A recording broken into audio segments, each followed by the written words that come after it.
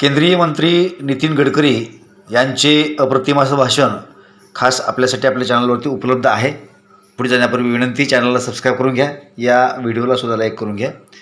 तर चला ऐकूया नितीनजी गडकरी यांचे सुंदर विचार आपल्यासाठी. हमारे देश की समस्या विचार भिन्नता नहीं है, विचार शून्यता है. Neither rightist nor leftist, we are non opportunist. तो ये सब जो पद होता है, सत्ता होती है, उसके पीछे दौड़ते हैं. ये मत करिए. Shortcut cut you short. अगर आपको लॉन्ग कट भी पड़ता होगा तो भी ह्यूमन रिलेशनशिप को टिकाना, संबंधों को बनाना और अपने साथ काम करने वाले कर्मचारियों को अपने परिवार के कर्मचारी लोग हैं ऐसा समझ के बिहेवियर करना, ये बहुत इंपॉर्टेंट है. मैं बीच में एक किताब पढ़ रहा था, बहुत अच्छा लगा मुझे, स्टारबक्स का. उसमें उन्होंने, वो एक ट्रक ड्राइवर के लड़के थे और माँ उनकी नर्स थी और गरीब परिवार के थे. तो वो एक जगह एक कॉफ़ी शॉप में उनको नौकरी लग गई और नौकरी लगने के बाद वहीं से कुछ पढ़ते हुए समझते हुए उन्होंने अपना एक कॉफ़ी शॉप खोला. आज पूरे यूरोप में, अमेरिका में उनकी कम से कम 25,000 फ्रेंचाइजीज है. वो उनका अमेरिका में मैं गया था, सैन फ्रांसिस्को नहीं, अपने सियाटल में. उनका एक बड़ी बिल्डिंग का ऑफिस है, कॉरपोरेट ऑफिस. उनका किताब में उन्होंने अच्छी बात लिखी थी.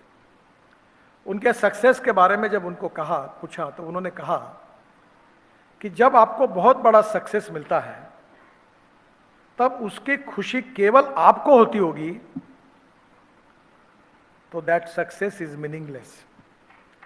पर जिस सक्सेस की खुशी आपसे ज़्यादा आपके मित्रों में, आपके सहकारियों में, आपके परिवारजनों में, आपके दोस्तों में, उससे भी आपसे भी ज़्यादा होती है, that is the meaning of success. और यह उसी समय संभव होगा. देखिए, शालीनता, नम्रता, सहजता, सरलता, सर्वसमावेशकता हमारा कल्चर है. Respect should not be demanded, it should be commanded. If you deserve for it, you will get it. Archimedes ने बताया, वो बिल्कुल सही है कि जितने वजन की वस्तु पानी में डालो उतना पानी ऊपर है. आप कितने भी नाटक करो, कितने कैसे भी कपड़े पहनो, कुछ भी करते रहो, लोग आखिर समझ जाते हैं आप क्या है. थोड़ा समय लगता है क्योंकि नकली माल का शाइनिंग ज्यादा होता है. ओरिजिनल जो माल होता है वो थोड़ा सा कम शाइनिंग वाला होता है. देखो, नेचुरल रहो और उसी से ही लॉन्ग टर्म पे फायदा होगा. मैं मानता हूं कि ये जो वेल्थ क्रिएटर है वो हमारे देश के इकोनॉमी की एक प्रकार से स्ट्रक्चर है. आज देश का इतिहास देखो, 47 के बाद लगातार इस देश को ग्रोथ में कंट्रीब्यूट किया होगा तो उन फैमिलीज ने किया है जिन्होंने देश में अनेक अनेक जगह पर जाकर, टेक्सटाइल में होगा, कई इंडस्ट्री होगी, ऑटोमोबाइल होगा, हर जगह पर जाकर उन्होंने अच्छा काम किया है. और उन्होंने कितने एम्प्लॉयमेंट क्रिएट किया. आज ताज होटल में बैठे टाटा साहब ने कितना एम्प्लॉयमेंट क्रिएट किया है. आप देखो, मैं रतन टाटा जी का एक मुझे उदाहरण याद है. मेरा एक्सीडेंट हुआ था, मैं मलबार हिल पे रहता था, तो मुझे मिलने के लिए, मेरा बहुत बड़ा एक्सीडेंट हुआ तो मुझे मिलने के लिए आना चाहते थे. तो वो बोले, नितिन मुझे तुम्हारा घर नहीं मिल रहा. मैंने बोला ऐसा करो, आपके ड्राइवर को फ़ोन दो. बोले ड्राइवर नहीं है, मैं चला रहा हूँ. फिर मैंने उनको समझाया, वो घर पर आए. फिर मैं उनको एक बार औरंगाबाद लेके गया था डॉक्टर हेडगेवार हॉस्पिटल के उद्घाटन के लिए. तो हवाई जहाज में हम साथ में थे. तो मैंने उनको रिस्पेक्टफुली कहा, वो गाड़ी में ड्राइवर के एग्जैक्ट अपोजिट वहाँ बैठो. नहीं, आप बैठो. उनकी ब्रीफकेस मैंने बोला किसी को पकड़ लो. बोले नहीं, मैं पकड़ूंगा. शालीनता, नम्रता, सहजता ये बड़े व्यक्ति के व्यक्तित्व को और बड़ा बनाती है. मैं कुछ दिन पहले यहाँ एक शूटिंग के लिए, टीवी 18 के लिए, अमिताभ बच्चन और मैं दिन भर रोड सेफ्टी के लिए एक कार्यक्रम हो रहे थे, उसके शूटिंग के लिए आया था. अलग अलग पार्ट में थे. प्रसून जोशी ने वो कार्यक्रम लिखा था. तो एक ऐसा था कार्यक्रम कि उसमें एक छोटे बच्चे, वो बहुत ही छोटे, एकदम हाफ पैंट पहने हुए 3-4 बच्चे स्टेज पर आते हैं. तो मैं बैठा ही रहा. तो अमिताभ बच्चन जी मेरे सामने थे, वो खड़े हुए हैं और उनके पास गए. तब मैं भी खड़ा हो गया और मैं भी गया. यानी छोटा भी बच्चा आया तो भी उसका रिस्पेक्ट करना, ये बड़े व्यक्ति जब करता है तो उसका अर्थ समझने लायक है, जो आपने समझना चाहिए।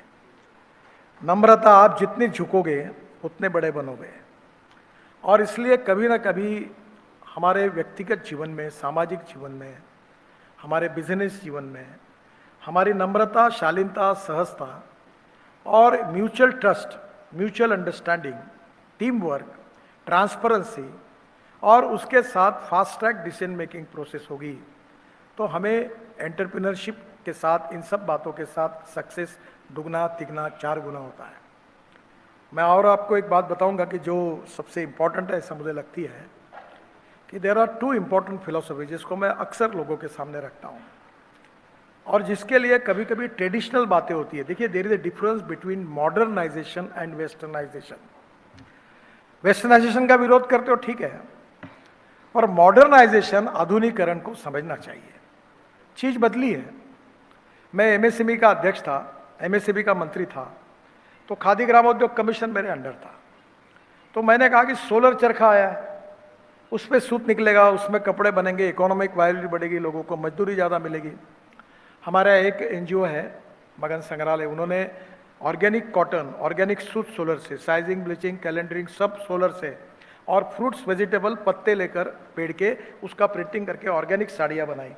बहुत अच्छा हुआ, अच्छी क्वालिटी की है। तो नेचुरली मैंने कहा कि सोलर से साड़ी, सोलर से सूत निकालते हैं, उसको मान्यता दो। बोले नहीं, गांधी जी ने कहा हाथ चरखा ही चाहिए। अरे मैंने बोला, गांधी जी जब थे तब सोलर चरखा ही नहीं था, तो गांधी जी कैसे कहते कि हाँ इससे करो।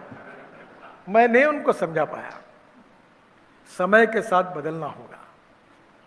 जो कल था वो आज नहीं, आज है वो कल नहीं।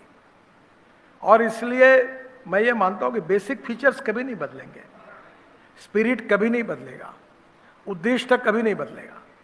हमारा संविधान जो है, हम उसको एक भगवत गीता और रामायण जैसा मानते हैं, कुरान और बाइबल जैसा मानते हैं।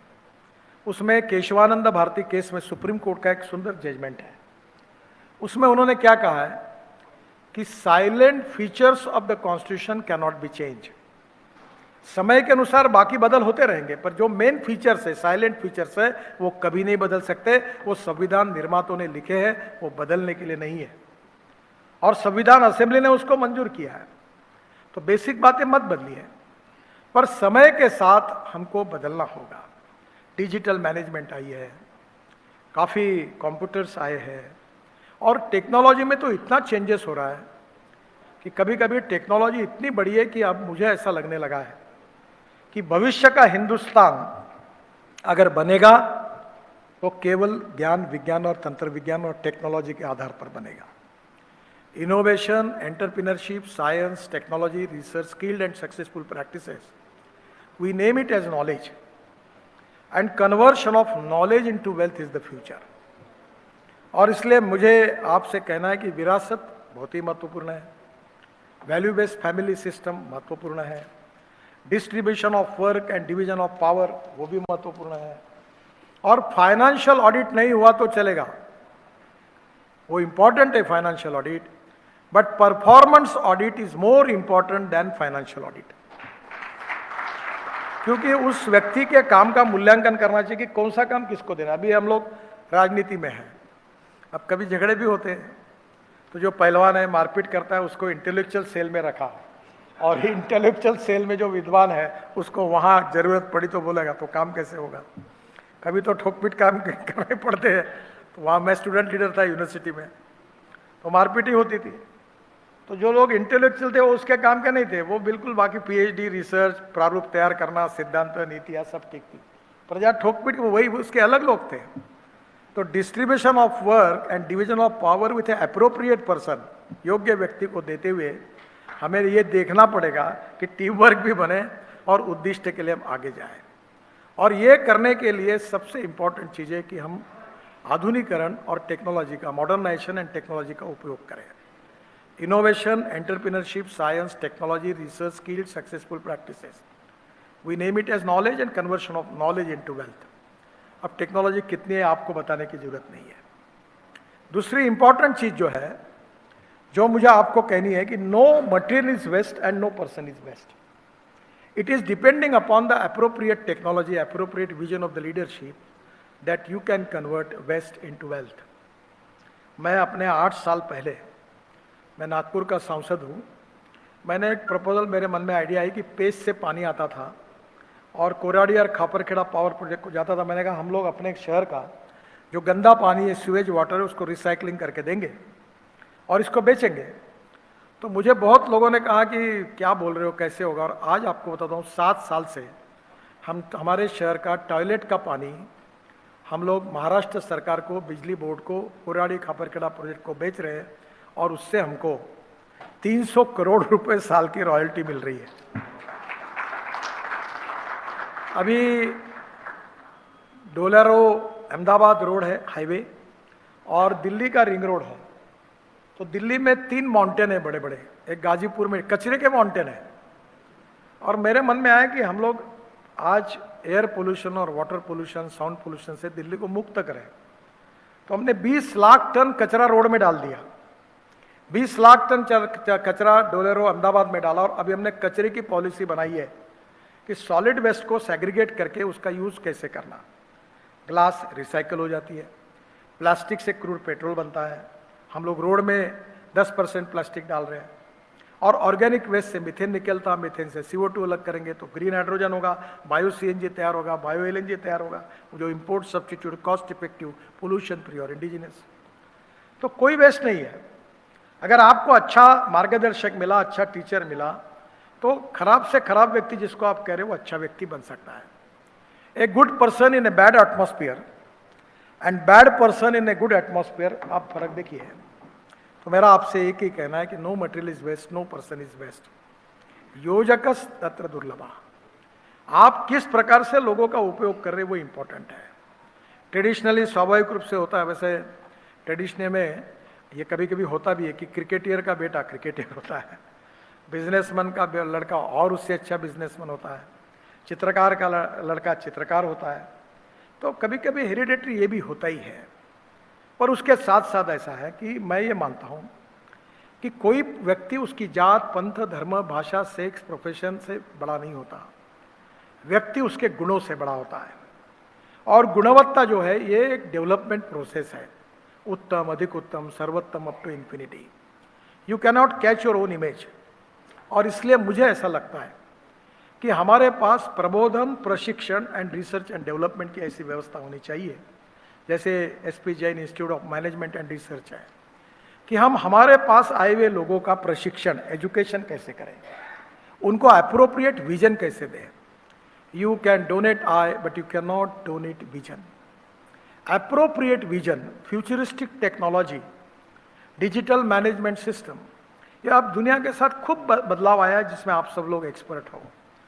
समय के अनुसार इसका सबका उपयोग करके हम सक्सेसफुल कैसे बनेंगे, हम वेल्थ देश के लिए एक्सपोर्ट। अभी और एक अच्छी बात मैं कहकर आपको जाऊंगा कि आत्मनिर्भर भारत बनाना है, $5 ट्रिलियन की इकोनॉमी बनाना है, ये प्रधानमंत्री मोदी जी का सपना है।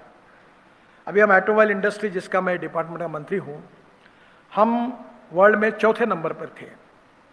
हमारी इंडस्ट्री का साइज 7.50 लाख करोड़, 7.5 लाख करोड़ है। हमने 4 करोड़ जॉब क्रिएट किए हैं। और सबसे ज़्यादा GST राज्य सरकार और भारत सरकार को देने वाली इंडस्ट्री कोई है तो ऑटोमोबाइल इंडस्ट्री है। हमारे वर्ल्ड का एक आधा ब्रांड छोड़ के सब ब्रांड प्रेजेंट है। और मैंने तय किया है कि 5 साल के अंदर इसको 15 लाख करोड़ की इंडस्ट्री बनाएंगे। Ethanol, methanol, biodiesel, bio LNG, bio CNG, hydrogen, green hydrogen, electric, इस पर हमारी ट्रांसपोर्ट सिस्टम लाएंगे। इलेक्ट्रिक हाईवे बना रहे हैं।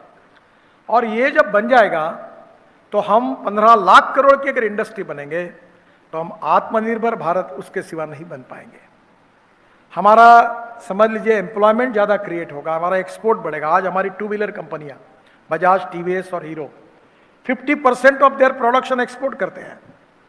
और इसलिए एक्सपोर्ट करने वाली और इंपोर्ट को कम करने वाली नीति हमें अपनानी है।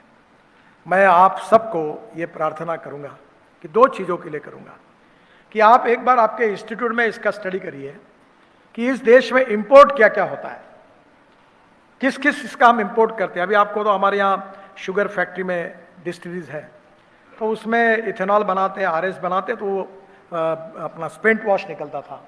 हम पोटैश को इंपोर्ट करते हैं।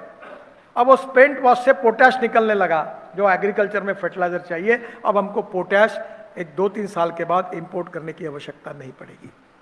हम यूरिया इंपोर्ट करते हैं। हमने ड्रोन लाए, ड्रोन से नैनो यूरिया लाया, उसको स्प्रेइंग करेंगे तो 4 बोरे के बजाय 2 बॉटल में काम होगा, 2 बोरे बच जाएंगे। और जब हम लोग यूरिया फेंकते हैं तो 75% लॉस होता है और 25% प्लांट को जाता है। जब ड्रोन से स्प्रे करते हैं तो 25% लॉस है, 75% प्लांट को जाता है। अभी मैंने एक ड्रोन को लॉन्च किया, जो मैंने कहा हिमाचल प्रदेश में वो काम कर रहे हैं। वो 200 किलो सामान ऊपर से नीचे से ऊपर ले जाता, ऊपर से नीचे लाता, तो एप्पल का ट्रांसपोर्ट शुरू हो गया। तो अभी हम लोग 260 रोपवे, केबल कार, फेनिकुलर रेलवे बना रहे हैं। तो मेरा आपसे कहना यही है कि फ्यूचरिस्टिक टेक्नोलॉजी जो है उसका उपयोग करके हम हमारे देश में नए एम्प्लॉयमेंट कैसे क्रिएट करें, वेल्थ कैसे क्रिएट करें, इंपोर्ट को कैसे कम करें और एक्सपोर्ट को कैसे बढ़ाएं। That is to be very important, जिसका आप जरूर अध्ययन करिए। और दूसरी बात मैं आपको कहूँगा कि जो हमारा एग्रीकल्चर, रूरल, ट्राइबल एरिया है, गांव, गरीब, मजदूर, किसान बहुत दुखी है और वहाँ रॉ मटेरियल अवेलेबल है और ऐसी अनेक टेक्नोलॉजी आई है कि हम लोग अभी 16 लाख करोड़ के फॉसिल फ्यूल इंपोर्ट करते हैं। मैं विश्वास के साथ बताता हूँ कि हम कम से कम 5 से 7 लाख करोड़ हम alternative fuel, ethanol, methanol, biodiesel